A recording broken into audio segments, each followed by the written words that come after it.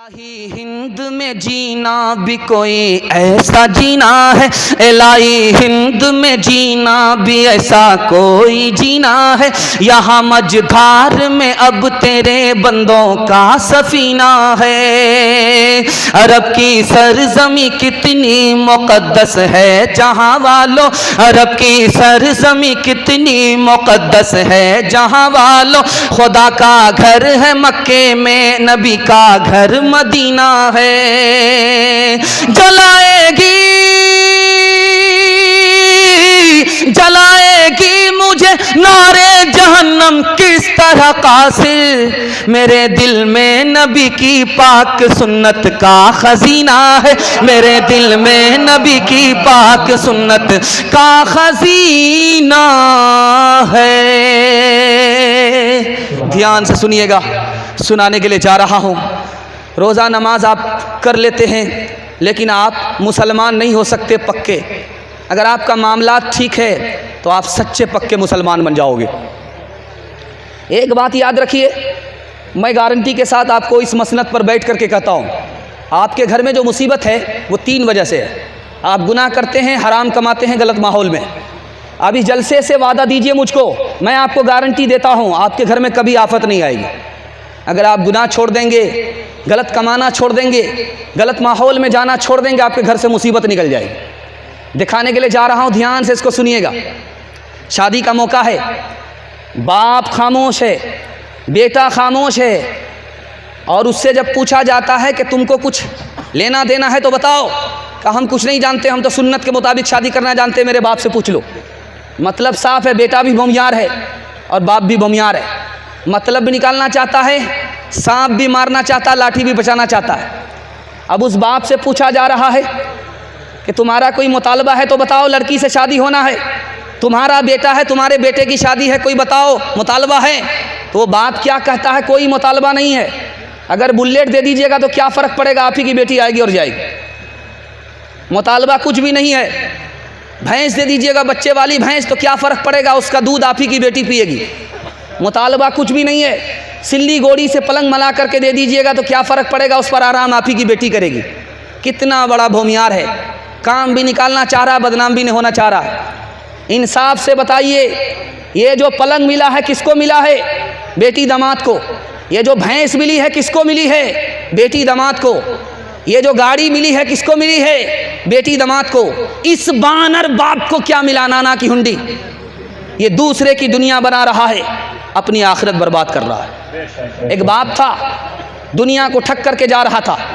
बेटा को बुलाया कि फरिश्ता पकड़ेगा, बहुत धुलाई करेगा। वॉशिंग मशीन में जैसे धुलाई होती है वैसे धुलाई कर देगा। तो कहा कि अब्बा हुजूर क्या मतलब, कहा फरिश्ते को भी ठगना चाहते हैं। कहा फरिश्ता को कैसे ठग लीजिएगा, आपके बाप की मजाल है। कहा 2 मिनट में ठग लेंगे। कहा कि कैसे, कहा जब मेरा इंतकाल हो जाए तो मुझको पुरानी कब्र में दफन करना, नई कब्र में दफन मत करना। कहा अब्बा हुजूर नया मुर्दा नई कब्र में जाता, आप पुरानी कब्र में जाना चाहते हो। कहा बेटा जब पुरानी कब्र में दफन करोगे, फरिश्ता पूछने के लिए आएगा तो फरिश्ता को भी ठग लेंगे। अभी तो पूछ कर गए थे, क्या बार बार दिमाग खराब करने के लिए आ गए। ध्यान से सुनिएगा जो मैं आपको सुनाने के लिए जा रहा हूँ। आपको ये पैसा मिला, आपको ये गाड़ी मिली, आपको ये भैंस मिली, ये रिश्वत है। और रिश्वत ऐसे ही हराम है जैसे पेशाब हराम है। रिश्वत ऐसे ही हराम है जैसे शराब हराम है। रिश्वत लेने वाला कुत्ता दोनों बराबर। आप देखेंगे कुत्ते को जब वो ज़मीन पर चलता है तो सूंघता रहता है, सूंघता रहता है। क्या मतलब हुआ, वो सूंघता है कि कहाँ हमको खाना मिलेगा। और बेटा वाला सूंघता है, जेब को टटोलता है कि किसके यहाँ ज़्यादा माल मिलेगा। जो हाल कुत्ते का वही हाल रुपया पैसा मांगने वाले का। सच्चाई है, सुन लीजिए, अमल करना ना करना ये बात की बात है, लेकिन सच्चाई है, सुन लीजिए। दूसरी बात, आप देखेंगे कुत्ते को अगर कोई रोटी देता है तो दुम हिलाता है, अगर कोई रोटी नहीं देता उसको आंख दिखाता है। जब गरीब को देखता है बेटे वाला, उसको आंख दिखाता है, नहीं हमारा बेटा इस वक्त नहीं है, शादी नहीं करेंगे, 2 साल के बाद करेंगे। जैसे ही अमीर ने ऑफर कर दिया कि गाड़ी भी देंगे, पैसा भी देंगे, तो यूँ दम हिला रहा है। कुत्ता और गाड़ी मांगने वाला दोनों बराबर। तीसरी बात को याद रखिए, कुत्ते को देखिएगा आप कि 2 कुत्ते एक साथ मिल करके खाते नहीं हैं, झगड़ा करते। जबकि इतना बड़ा हाथी मरा हुआ है, अकेला वो खा नहीं सकता, लेकिन दूसरे को खाने नहीं देता। यही हाल मांगने वालों का है कि वो मजबूरी को नहीं देखता कि ये गरीब आदमी है, लेकिन मजबूरी का नाजायज़ फ़ायदा उठाता है। जो हाल कुत्ते का है वही हाल बेटे की तिजारत करने वाले का है। इंशाअल्लाह बेटे की शादी फ्री में नहीं करेंगे, हाथ उठा दीजिए। ज़रा ध्यान से सुनिएगा, 3 मिसाल पर पैगाम को ख़त्म कर रहा हूँ, ध्यान से सुनिएगा, ज़रा ध्यान से सुनिएगा। हाँ, ये कोई दिक्कत नहीं है, 7 खून माफ़ है।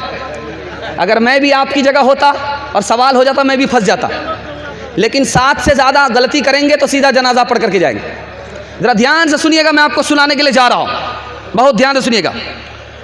शादी हो रही है, ये जैसे जलसे का स्टेज है इसी तरह बाराती लोग बैठे हुए, और दुनिया का बहुत बड़ा आलिम निकाह पढ़ाने के लिए आया।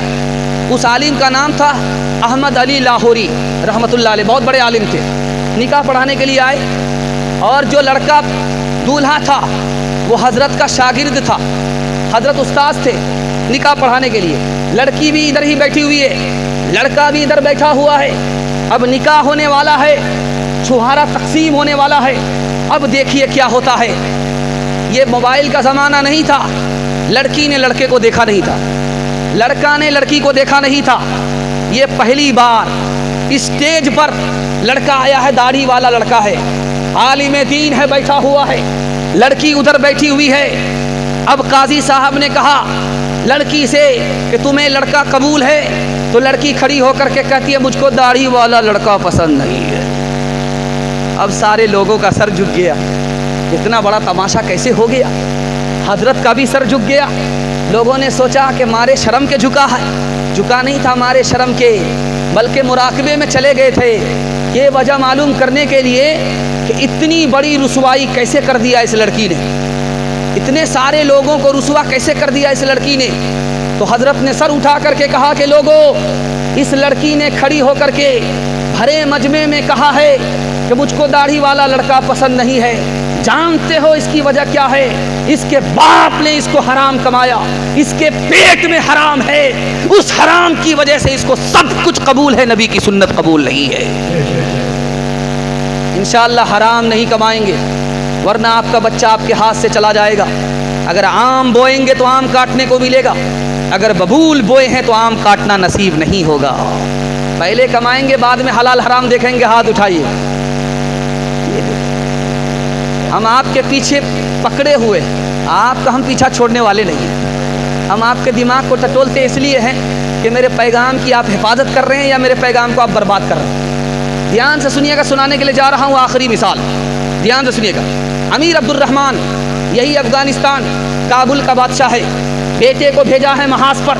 महाज से खबर मिलती है कि तुम्हारा बेटा भाग गया, मैदान हार गया। माँ ने कहा कि मेरा बेटा मैदान नहीं हार सकता, मेरा बेटा मैदान जीत करके आएगा या शहादत का रुतबा पा करके आएगा, गर्दन कटा करके आएगा। माँ ने कहा कि नहीं, खबर वो सच्ची है। बाप ने कहा वो खबर सच्ची है, माँ ने कहा वो खबर झूठी है। थोड़ी देर के बाद खबर आई कि नहीं, वो खबर झूठी थी, तुम्हारा बेटा मैदान जीत करके आ रहा है। तो अब बाप ने बच्चे की माँ से पूछा कि तुमने इतना यकीन से कैसे कह दिया था? का इसलिए कहा, जब वो मेरी गोद में था उसको मैं दूध पिलाती थी तो पहले वजू करती थी, उसके बाद दूध पिलाती थी। दूध का असर है, मेरा बच्चा मैदान मार करके आएगा, हार करके नहीं आ सकता। इंशाअल्लाह हलाल कमाएंगे, बच्चे को हलाल खिलाएंगे। हाथ उठाइए, इंशाअल्लाह लूट करके लाएंगे।